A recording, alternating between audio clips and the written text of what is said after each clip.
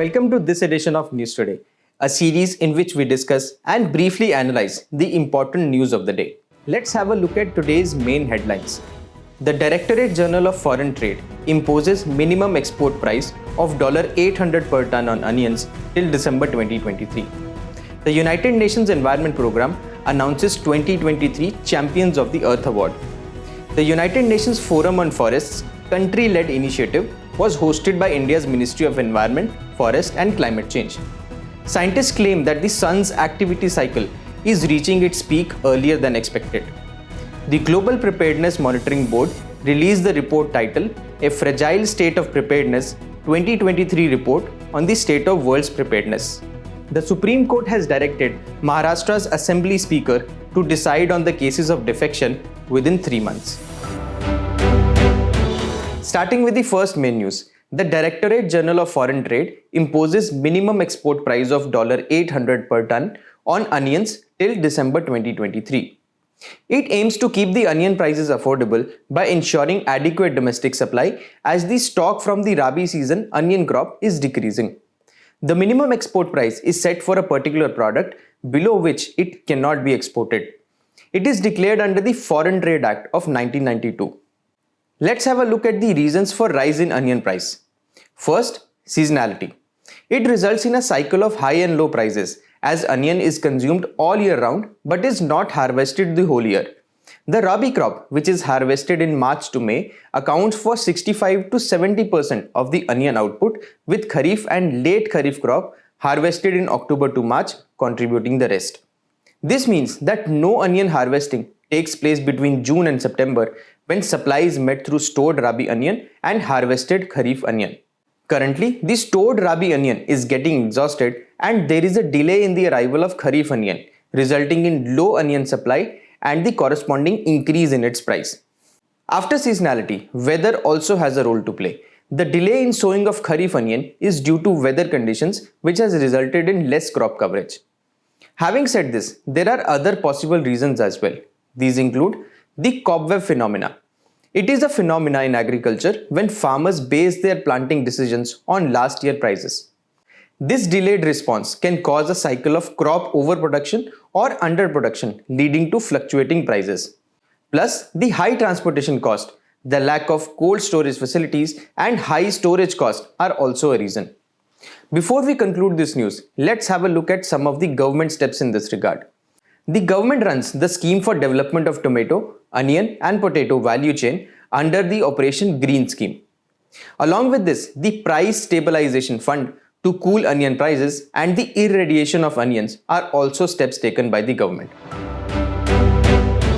Moving on to the next news, the United Nations Environment Programme has announced the 2023 Champions of the Earth Award. The Champions of the Earth Award honors individuals, groups and organizations whose actions have transformative impact on the environment. It is awarded annually since its inception in 2005 and is UN's highest environmental honor, which recognizes outstanding leaders from government, civil society and private sector. This year's awards focus on efforts addressing plastic pollution. Every year, up to 23 million tons of plastic waste goes into aquatic ecosystems, thus polluting lakes, rivers and seas. The awards recognized visionaries in 4 categories. In policy leadership category, Mayor Josefina Belmont of Quezon City in Philippines won the award in her efforts to ban single-use plastics and for a trade-in program for plastic pollution. In inspiration and action category, Ellen MacArthur Foundation of the United Kingdom won the award for mainstreaming life cycle approach, including for plastics. In the entrepreneurial vision category, there are 2 recipients. Blue Circle from China that showcase the use of blockchain technology and Internet of Things to track and monitor full life cycle of plastic pollution. And Jose Manuel Moller from Chile, who is the founder of a social enterprise dedicated to providing refill services that reduce plastic pollution and lower everyday essential costs. Lastly, in the Science and Innovation category, the award was won by the Council for Scientific and Industrial Research in South Africa for using cutting-edge technology and multidisciplinary research to develop innovations to tackle plastic pollution. The award has highlighted how important it is to focus on solutions and policies to eliminate plastic pollution. Having said this, let's discuss what initiatives have been taken in India to tackle plastic pollution. Several single-use plastic items were banned in India from 1st July 2022, and guidelines for extended producer responsibility were released through Plastic Waste Management Amendment Rules of 2021. Other initiatives include India Plastics Pact, launched in 2021, and Project Replan, or Reducing Plastic from Nature. Moving on, the United Nations Forum on Forests country-led initiative was hosted by India's Ministry of Environment, Forest and Climate Change. Before we get into the further details, let's understand what exactly is UN Forum on Forest. The Economic and Social Council of the United Nations in 2000 established UN Forum on Forest as a subsidiary body. It has all the members of the UN, including India. Coming back to the news, India hosted the country-led initiative to contribute to the discussions at UN Forum on Forest 19, scheduled at New York in 2024. The country-led initiative will focus on two thematic areas of forest fire or wildfires and forest certification and sustainable forest management. The UN Forum on Forest discussion is regarding the implementation of the sustainable forest management and the UN Strategic Plan for Forest, or the UNSPF. The UNSPF 2017 to 2030, adopted by UN General Assembly, has 6 global forest goals and 26 associated targets, which are voluntary and universal. Let's understand what exactly is sustainable forest management. Sustainable forest management ensures that forests supply goods and services meeting both the present and future needs.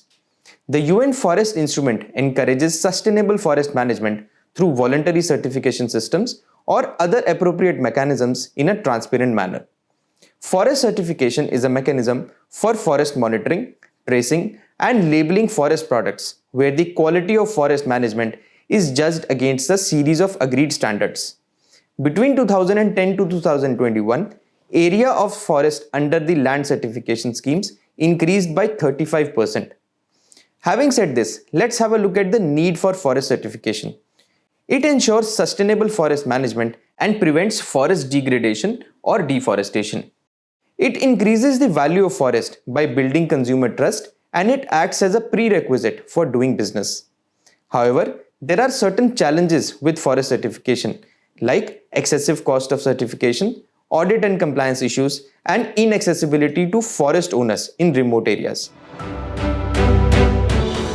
In the next news, scientists have claimed that the sun's activity cycle is reaching its peak earlier than expected. Now let's discuss the sun's activity cycle in more detail. The sun follows a cycle of 11 years during which solar activities like solar flares, coronal mass ejections, and high-speed solar wind fluctuate between solar maxima when number of sunspots are highest and solar minima when number of sunspots are lowest. Sunspots here are small and dark yet cooler areas formed on the solar surface with strong magnetic forces. So why do number of sunspots keep changing on the sun? The number of sunspots on the sun vary because the amount of magnetic flux that rises up to the sun's surface varies with time. This phenomenon happens in a cycle called the solar cycle or sunspot cycle, usually lasting for 11 years. Every 11 years or so, the sun's magnetic field completely flips. This means that the sun's north and south pole switch places. So far, astronomers have documented 24 such cycles. The last one ended in the year 2019. Based on recent observations, there are indications that the 25th cycle is reaching its peak, which was forecasted in July 2025. Scientists have been tracking the solar cycles as solar activities have several impacts on Earth.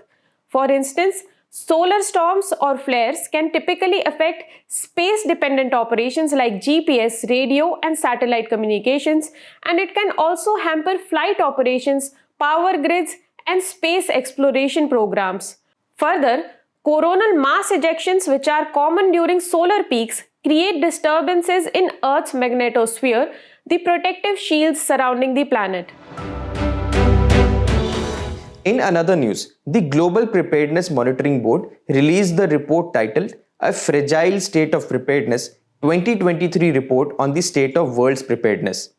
The Global Preparedness Monitoring Board's monitoring framework for preparedness provides a robust, evidence-based methodology to assess global pandemic preparedness.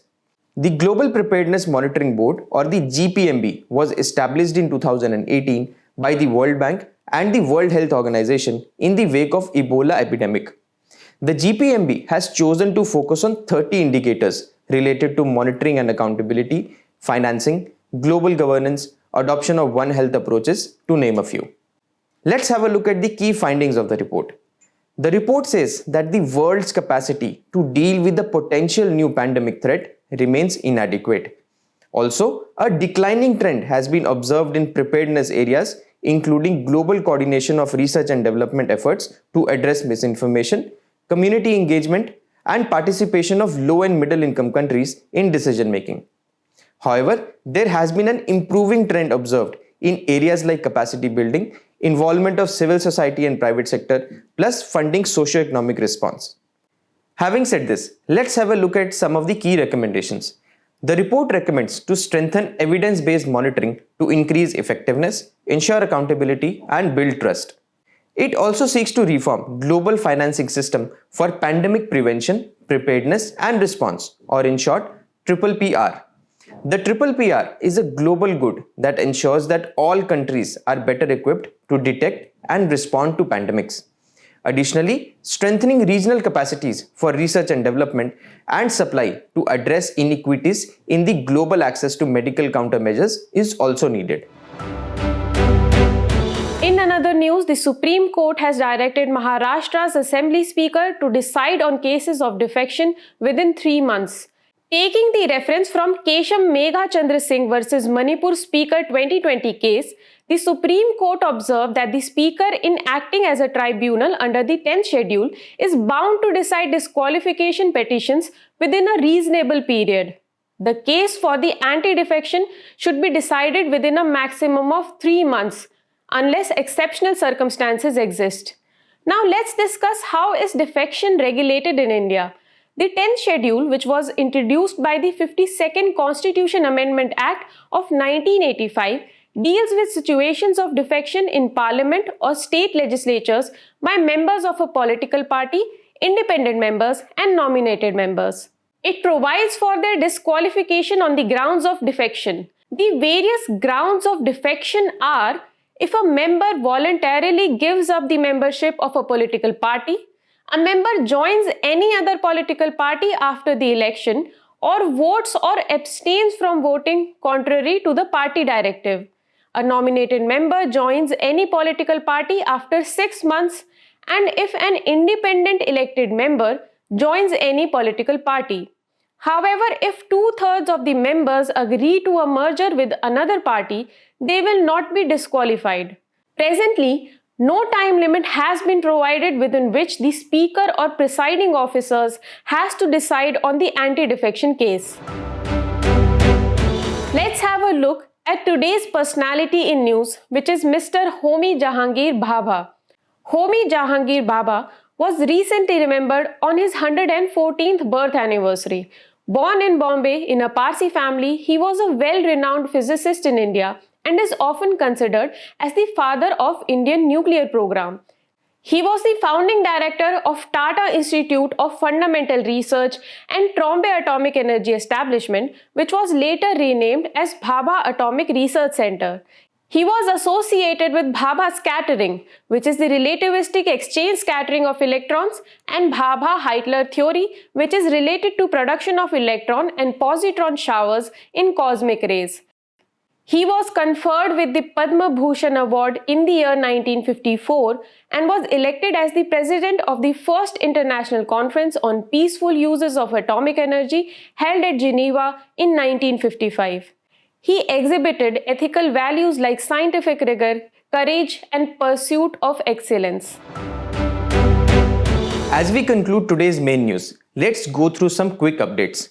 India-Kazakhstan joint military exercise known as Kazind to be held from October 30th. The Army has successfully test-fired rocket and turret guns of indigenous light combat helicopter Prachand.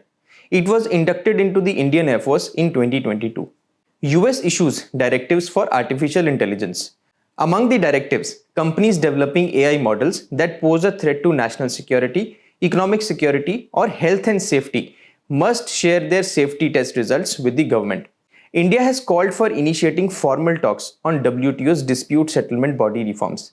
The General Council of World Trade Organization convenes as the dispute settlement body to deal with the disputes between the WTO members. It has been reported that Maoists opened fire at forest watchers in the Aralam Wildlife Sanctuary. The sanctuary was established in 1984, located at the northernmost protected area of Kerala. The report titled Tripling Renewable Power and Doubling Energy Efficiency by 2030, Crucial Step Towards 1.5 degrees centigrade was jointly launched by COP28 Presidency, International Renewable Energy Agency and Global Renewables Alliance on the sidelines of pre-COP event in Abu Dhabi. Defense Minister referred to the concept of prisoner's dilemma in his address to the Goa Maritime Conclave. Prisoner's dilemma refers to one of the most popular games in game theory. It is a paradox in decision analysis in which two individuals acting in their own self-interest do not produce the optimal outcome. New Limited Liability Partnership, Third Amendment Rules 2023, notified by the Ministry of Corporate Affairs, have come into force. The Limited Liability Partnership gives benefits of limited liability of a company and the flexibility of a partnership. Before we go, it's time to put your knowledge to the test in today's segment of Test Your Learning.